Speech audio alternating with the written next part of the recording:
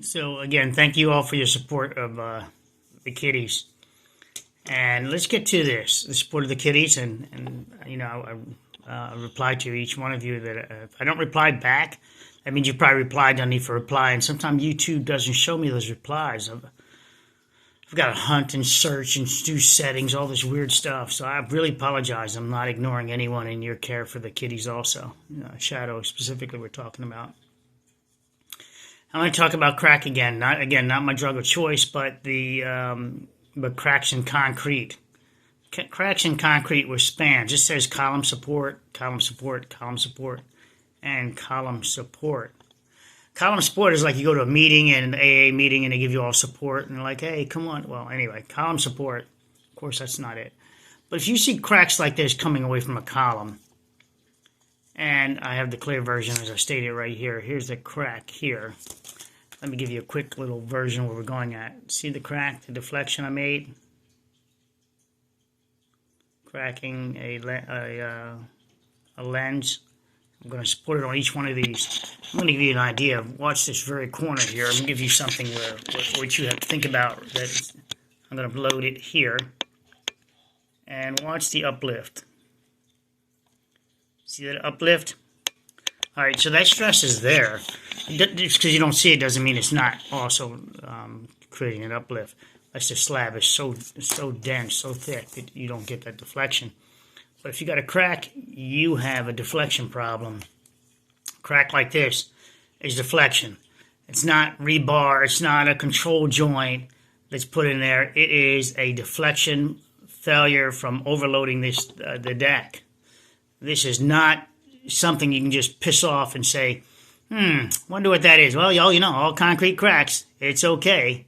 Well, I'm going to show you why. It's more important than what you may think. All right, so here's a single crack I'm picking. I'm not coming off each one of these columns. We're just going to pick on this one for now.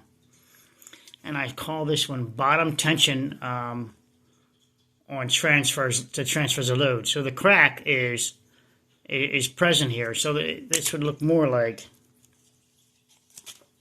see, I have the crack. If you can see the deflection, I have the crack at the top. All right, so the crack will reveal itself at the top. All right, and if it was true, if it could do that, if that crack could develop like that, I'd be able to load it pretty good and cause that uplift at the ends here. See? Because that little bit of film, in this case, it would be concrete, in our case, concrete, etc. That little bit of film is holding it, that film at the bottom. It's holding it. Now let me deflect it for you so you can see it. I mean, obviously, apparently, presentedly to you, is that it's being held together, right? See it? See it? Flapping in the wind? I'm going to give you the importance of that in a moment about cantilever also. So let's do this. Let's do the cantilever real quick. So if you see a fracture like that and you've got a cantilever porch, well, it would flap over like that. The fracture could be at the top, and then you've got this. That's the stress it looks like. And if it's straight, that's great, but that crack is saying this is where it's going, that it's going to this. That's where it's going, to failure. That's cantilever. And a supported section where it's on four corners, and you see you observe the crack from underside, and underside, I'm talking about Champlain Tower South. They observe the cracks underside, and they caulk them. Okay, so now I flip this over, and there's the crack. And you caulk that with the epoxy. We saw that with the epoxy in there. Well, look at it. That's the underside. I try to hold it together from this side to that side with epoxy. Fucking rebar couldn't hold it together. Now all of a sudden I'm going to use epoxy? Yeah. So let me tell you about that. I've done tests with epoxy and on each side of that crack, and what it does is just moves it over just on one side or the other. The epoxy usually doesn't fail itself. Right on the other side, the bottom breaks happen, one side or the other, but not the epoxy itself doesn't fracture in itself. So the epoxy itself doesn't fracture, but this side or that side where it's connecting to the concrete fails. Let me highlight the fracture so you can see it better. So I've highlighted the fracture for you so you can see it better. I did it on two sides, and I put the white paper in there to help you understand what we're doing again. And now in 1980s, they bond this together with, anytime you see epoxy, let me just make this clear. Anytime you see epoxy on a ceiling, you've got the fucking wrong repair, period. All right? It's the wrong repair. It's the wrong repair. Now, when I say anytime, maybe some asshat, if an engineer is specifying epoxy it, it's more than likely the wrong repair. I got to be careful what I say about challenging like that, but because they might be able to justify why they think it's correct. But I'm telling you, it's the wrong repair based on your intent of getting it back to its original load form. Well, unless they restricted the load form, saying, look, now this is no longer a deck for cars. All right, so they changed its intent. So that would be like an exception. So if you see fractures underneath and they say go ahead and epoxy it, it's a bullshit repair. That epoxy, I'm telling you, I've load tested so many epoxies side by side doing my sample testing, and I could never get that epoxy to hold. See, if the epoxy worked, and I load tested again here, and epoxy is a great bond, the break should happen, if the epoxy's working, should happen somewhere else. Somewhere else as I load it. But not the same location. It does the same location, this side or that side. Epoxy being stronger than the concrete. The epoxy doesn't fracture itself down the middle, if you will. But it picks one side or the other side, however the loading is distributed, heavier, more stressed. So now you see underside of this, I turned it over. Remember, I turned this over, so now it will flex this way. So imagine epoxy now is there, and they tell you, oh, it's good as new now. It's solid. And epoxy does work many cycles, all right? But it's going to fail again here at the same location, one side or the other side. The epoxy itself, again, doesn't fail. It's the bond between left or right, the opposing sides. And now let's load it. See what happened there? See how it's butterflying down? That's the way that deck was going to fail. That's the way the deck is going to fail when you see that open fracture. So imagine this being a thicker deck. When you see that open fracture down here on the underside, that means you got deflection, and the epoxy is a bullshit repair. All right? The Champlain Tower South, that pool deck, and the parking deck had many of these open fractures that they put epoxy into the ceiling. Foam epoxy. They did the owner did it. Also, the owner, the damn guy. I did a video on it where they did so many linear feet of their stuff, and that was right after the building was commissioned, or soon thereafter, within a few years. So that shows you that the deck was deflecting. It wasn't whole. The concrete, the loading, and the bond strength. There's Brucey rather. Brucey, Steph's down there eating the food. I just tried to show you Steph eating the food. She's so pretty. But when I turn this damn camera towards her, she's like, whoa, dude, you can turn your head towards me, but anything else is, I gotta step off. So she stepped off back in maybe 10 feet away. And now she's grooming herself, which is great. Grooming's great. Happy cat. So epoxy bullshit repairs. All right. When you see that, this is your failure from the span being too great for this concrete deck at the time that the fracture develops. Meaning, for clarity, meaning that initially, hell, it might work great. First 2-3 years, like, hey, we're working great. I'm doing this. We're working great. We're solid as a fucking rock. We're doing awesome. And then they not knowing that in reality, it's being stressed and stressed and stressed. And eventually, the break develops. And in this case, it's going back to the columns. A lot is going back to the columns. Some are in the tributary area, but realize this: once you create these cracks, your critical shear zones and tributary areas, they all change. They all change now. And let's bring in the tank. I park a car here. Well, if I just let it go, it didn't work as like I wanted it to. It actually failed. Let's put this a little closer. I use these bottles for a lot of things. All right. Okay. So now I'll put it a little more over the cap. Now she stays. There we go. And then, so there is some load out here, right? See where now that crack is coming from this column. There is some load out here, and then this side the concrete continues over. And so now you're like, well, why is it here but not over here? Well, this is the load side. All right, where you see the crack, that's the loading side. This side's not going to crown up, if you will, and then create a fracture here. If you see that, and it does crown up, you know, that would be an open fracture up top. That's where the car would be. Open up top, but underneath, wherever the opening is, that shows you that's the deflection side. The side is taking the deflection. Now let's bring in an SUV. Let's put it next to the truck over here. Hopefully it doesn't roll. All right, it does not. Now, there is some loading out here. This changes the tributary and critical shear zone now based on loading. Right now, the load's out. A lot of it's back here transferring down the column. For example, NIST has already said that we got those palm trees there at the structure, and that's an issue for us. Well, the palm trees are sitting on top of a column, guys. They're sitting on top of a column. Those palm trees, if it was for it to crack the deck, it'd have to be connected to the deck and create an action like that where it could fracture the concrete, rotating it. Well, you know what? I can tell you. It uplift in the city streets where trees do fall down, where they're planted in the street with concrete around it, it falls down and the earth moves around it. Even when it grows, grows over top of the concrete, it becomes stronger at that point because now it has a stronger base. It's grabbing hold of the concrete. Just think about how you try to pull grass that grows over top of concrete, how it bites into the mortar. Well, that actually makes it stronger.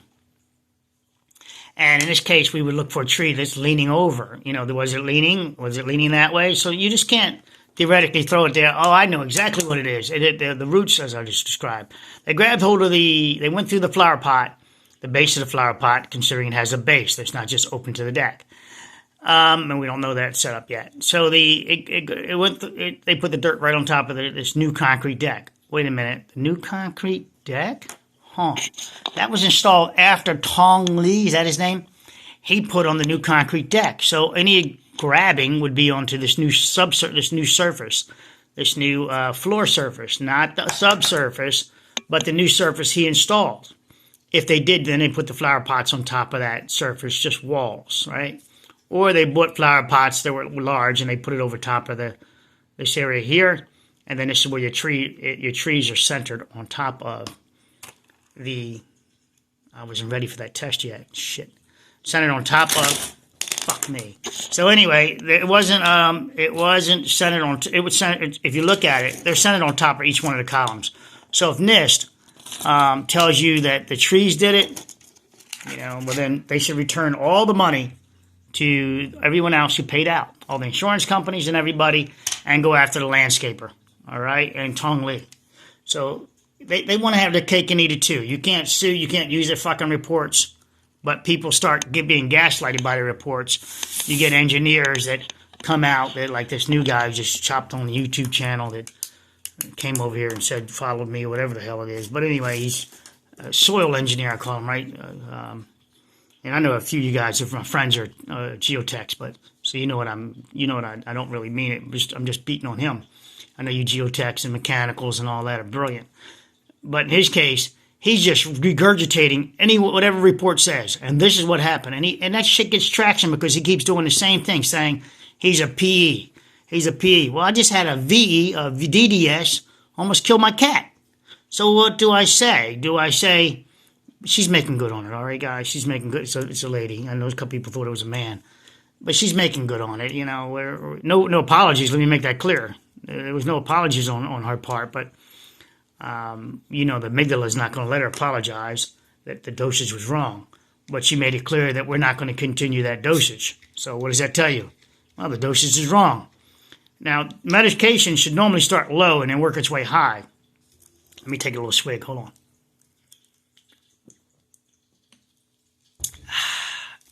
The odd part, that's water. All right, so I'm just having a little fun. I like playing. So just don't believe. That's why I don't do all that qualification stuff with me. Besides, you know, I'm a crackhead. You want to battle with me about cracks? Let's go at it. And if you can teach me something about cracks, fuck yeah, I'll take it. All right, I'll give you credit to it too if you teach me. All right, so the and I learned from cracks. All right, I learned from all the cracks. I do learn from some reports that they made published, such as post-tensioning. They did a study in Texas that they did so many miles of post-tensioning on a highway, and they're now observing it. So I'm learning from that, and I'm watching it. And once that's done, once that is done its full cycle, when it starts failing, then we could say it's done its full cycle. Then we can start taking real data from it. Right now, it's pretty stable. That Texas post-tensioning deal. It's like 12 miles. I forget the mileage. I've got to look it up. I just review it look at it every so and so. But so don't believe people when they tell you that, oh, Nish said it was the palm trees. All right. It's just bullshit. That's because they're just like this guy, just a fucking idiot. All right. The load transfers down the column. All right. Some people talk about cars hitting it. Well, you can find many videos of cars and trucks at high speed hitting columns, and the car loses. All right. They just don't knock down a column and then jump into the air like a Dukes of Hazzard movie. The car wraps around the column. It may do some damage. It does do damage to the column, but the column does not change its profile shape at the top unless it's major. I mean, it'd have to be a tractor trailer traveling at, you know, I don't know its speed. And it'd have to be related to the column, too. But in this case, they only had so much speed they could build up. The people in the car with the airbag would have gone off. They wouldn't be able to park the vehicle. We would have found the car with wrapped around a column because the car crushed, right? You hit a column so much you cause a column to fail that you were able, to put the car in reverse and drive it and park it and pretend like it didn't happen. I know about that theory. All right, so I'm addressing it for someone we keep coming back to that for some reason. So I'm addressing them, and they're friendly with me. They're an engineer, but you know he knows how tough I am sometimes. So and then they got on the elevator. Well, remember my sprinkler man that I spoke to, and I let you guys, you know, he had a lot of inside information about that system, and I shared it with you as much as I wanted to. All right, he has more to share, but frankly, a lawyer got involved and wanted information, and I said, no free information for you. You know, you got to pay. All right, it's a lawyer. All right, and I get contacted by a lot of lawyers. They usually get the consultation on me, and then they bail because they don't want to pay the fees. Well, that's why I can't do more about your sprinkler system videos because they're waiting to snatch it up for free because they're like, he's just going to post it. All right, I give a cheap price. All right, for helping out. I just want to see where your heart is. I give a cheap price. I don't kill. All right, so. The tree again is on top of here, so I'm pressing down hard as I'm offset. I'm not even at the center here, and I'm pressing down hard, guys. And do you see this fucking column flipping over? No, I'm wiggling my hands now, it's indicating a breeze. It's anchored at the bottom also. All right, in this case, when my load, my extra pressing anchored it, but in this case, it's rebar coming out of there. It's anchored at the bottom. No tree that was taken down 15 years ago, whatever it was, caused this issue. All right, the trees were designed to be low rooted, consider that, etc. It was considered that not to be able to break the box and all that other stuff and not be destructive. And when maybe it got too big and maybe it blocked the views of the owners and they were like, you know what, no, or whatever reason, those trees came down. Maybe they did lean over and crack the box and they had to replace the boxes. But for whatever reason, they came out, and at that point, they put back shrubbery. Well, while they pulled the trees out, they had clear access to the box. They could have inspected it, waterproofed it, checked it. But we know the waterproofing is bad inside the boxes. That allows the water to come down there, and it starts weakening the structure. As you guys should know, concrete and rebar is a marriage. All right, I know I just talked to another guy about this. He said, yeah, I remember he used to do those videos. Think of it as a marriage, and all marriages are bad. All right, they're all bad marriages. We all need to work on them all the time. I talk about the rebar being the male, you know, steel, strong. He brings the penis to the thing. It's the steel. The woman is the concrete, also strong, hard, you know,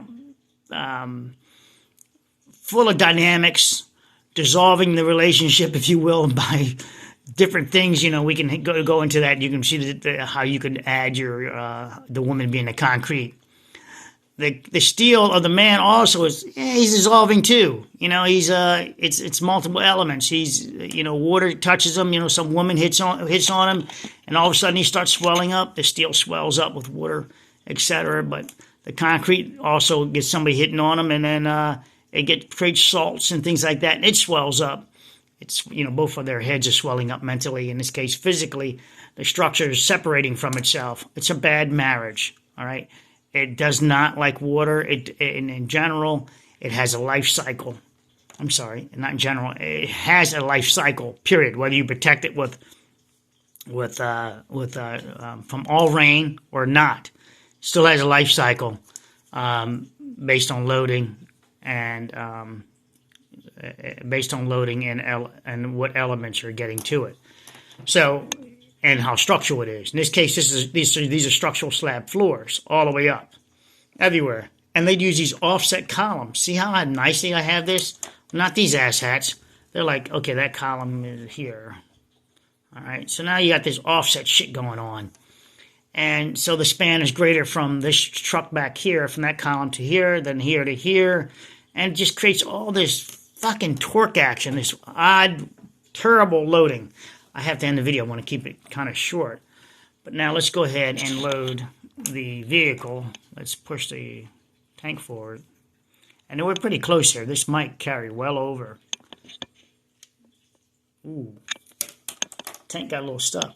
Well, let's just shift this then. Move it back. Oh, shit. Too much. It was already deflecting. Whoa. I don't want you to deflect yet. Get back, tank.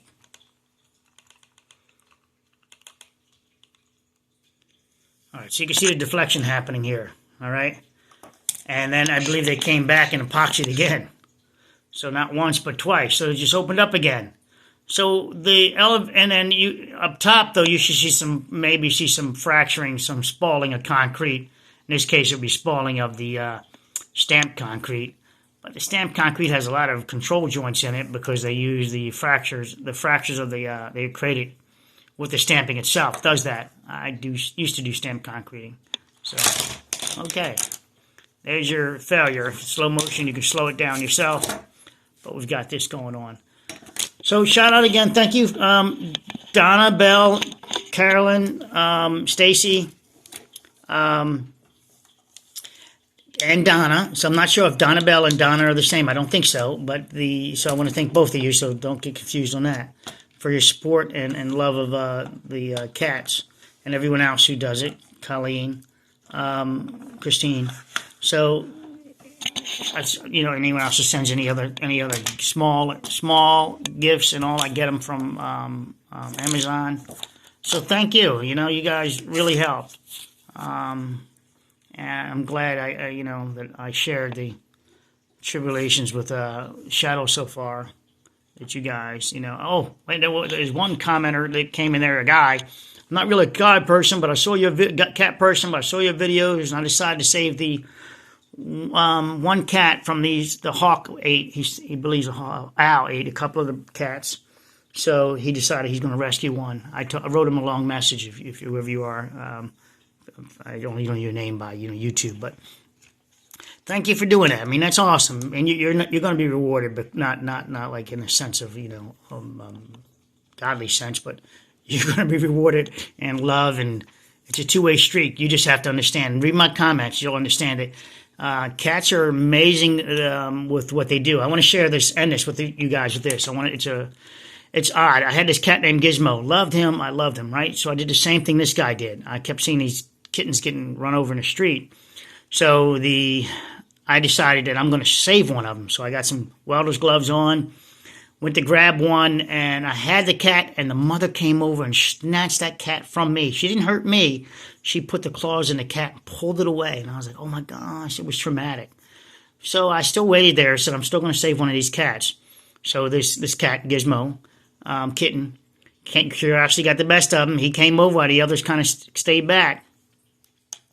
And I used to feed this mother too. The other person did too, the neighbor. So I grabbed him, I brought him inside, and he didn't scratch me or anything else, but he wasn't purring or anything. So that night, I stayed with him, and all night long, I put him on my belly, and I had him on the couch with me, and I said, all right, look, buddy, if you don't purr by the morning, because cats purr when they're happy, I said, I'm going to let you back outside. You're not going to be happy, are you? About an hour later, oh my gosh, I was so happy. So Gizmo lasted about 16 years, lived about 16 years. During that time, he loved me to death. But every time I got a new girlfriend, he would act like he didn't know me. All right, Gizmo would be like, I'd go to pet him, he'd move away from me like he was cheating. Like he was cheating, right? If I pet him even. So he might ask me for food, but that was it. But don't, basically don't touch me. So he was that way with every woman. So I was like, all right, Gizmo, I'm just your caretaker now. I got it. So, yeah, I guess I didn't understand, right? To the extent I can understand now. Then I went away for a 1 month trip. It's about a month. I get back, right? I decided to do this like super crazy drive back, right? The plane was something acting up, so I just rented a car and said, fuck it, I'm gonna drive back. I drive like this crazy amount of hours. I don't want to biometric my ass, right? So, but it's a crazy amount. So much so that when I get back, I'm exhausted. I can't wait to climb into bed. I climb into bed onto my back. I don't think I took a shower. I think I just got my clothes off, climbed into bed, and pulled the sheets up. Got back in the winter time. My girl got in bed, her side of the bed, and just stayed there too. But what we both noticed was the craziest thing ever. I had somebody taking care of Gizmo. I would call all the time. How's he doing? Is he this and that? Yeah, okay. Always updating me. So Gizmo, who's the ladies' man now, right? Remember, climbs on top of my chest, all the way up to my face, eyes wide open, looking me in my eyes, and purring the loudest purr I've never heard from him ever before. I mean, it was huge. And I'm dead though, right? I'm like, look at this. She said, I see it. I can't believe it. He thought he would be with her, right? No, it turns out that cats have a memory. So, you wonder if cats miss you like a dog, and do they have a memory? Oh yeah, all this time, he must have said, look, you're cool and I love you, but you like girls too. I like girls. So, I'm sorry, every time you bring a girl in the house, I'm going with her. And, you don't know it. I didn't know it until then, that he really loved me, that he cared for me, that he missed me, because while I was gone all that time, he must have, and he never abandoned the house because he was going outside and everything. The person let him out and coming in. And he never abandoned the house, so he always thought that was his home, I guess, waiting for me to return, because he didn't know I was going to return or not, right? It's not like I left him a note. So he just thought this new guy just showing up, giving him food was just weird, right? So he, when I returned and I climbed into bed, he was, like, oh my gosh, my mother/father, meaning me, I don't know which one he sees me as, is home. He's alive. He's not dead. And he did that all, I must have slept 10 hours. I did, right? And every time I woke up, my eyes would wake up. I'd look up, and there he was still, vroom, vroom, vroom, and eyes wide awake, guys. Wide awake. He was keeping an eye on me, and it just touched me so much and that lasted until I finally got up. And I don't remember how long it lasted afterwards. Like, I don't think the next day, and he went back to her. But the point is that, yes, they can miss you. Yes, they do miss you, rather. They do know who you are, and you see that. And then once it was established that I was home, I guess she said, okay, cool, you're home. Thank you, love you, and I'm going to be with Mom. I'm going to be with the girl. So that is the story I'm sharing with you, is that don't think that the cat is cold when it walks away and does this and that. It's not. Sometimes it just needs to see you. I watched Nancy and Stephanie out there for a year with Lily. And sometimes they would just come over, get close, not even touch even, but do like a circle thing like they were touching. And then they would move away, and then they would do their thing. And sometimes they would headbutt, and sometimes Lily would be like tired of them headbutting, and then give her like a little whack, like, go away, stop headbutting me. And all the time I thought Lily was the mom, if you remember. So Lily, they have, so don't misunderstand things. And sometimes them just being in the same room with you is them showing their love. They're little guys, I guess that's how they protect themselves from being crushed. I think they were put here by God to take care of, live with us.